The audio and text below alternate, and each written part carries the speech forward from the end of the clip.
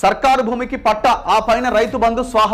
సిరిసిల్ల జిల్లాలో నిబంధనలకు విరుద్ధంగా హక్కుల జారీ. ప్రాథమికంగా గుర్తించినవే 250 ఎకరాలు, విలువ 125 కోట్ల పైనే. సర్కారు భూముల వివరాల పరిశీలన క్రమంలో గుర్తించిన రెవెన్యూ అధికారులు బ్యాంకు రుణాలు కూడా తీసుకున్నట్టు నిర్ధారణ. ఎంత ఘోరం అంటే మీకాడ సర్వే నెంబర్లో 30 ఎకరాల భూమి ఉంటుంది యాక్చువల్ గా ఫిజికల్ గా, కానీ ఆడికి పోతే రిజిస్ట్రేషన్ ఆఫీసులో ధరని ఓపెన్ చేసి చూస్తే 100 ఎకరాలు ఉంటుంది. అరే భూమి 30 ఎకరాలు ఉంది, 100 ఎకరాలు ఎట్లుంది, 100 ఎకరాలు ఎట్లొచ్చింది అని అంటే రైతు బంధు కోసం ధరణిలో పేర్లు ఎక్కించేసారు. రైతు బంధు కోసం ఆమె ఎవరో మిట్టపల్లి పద్మాన ఏదో పేరుండే, ఆమె మొన్న సరెండర్ చేసింది ఆ భూమిని అంతా. ఎవరికి? కలెక్టర్ దగ్గరికి వచ్చి.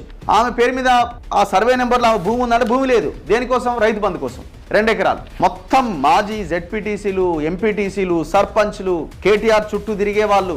దాదాపు ఇది ఒక 1000 ఎకరాలకు సంబంధించిన భూదందా ఓన్లీ ఇన్ సిరిసిల్ల.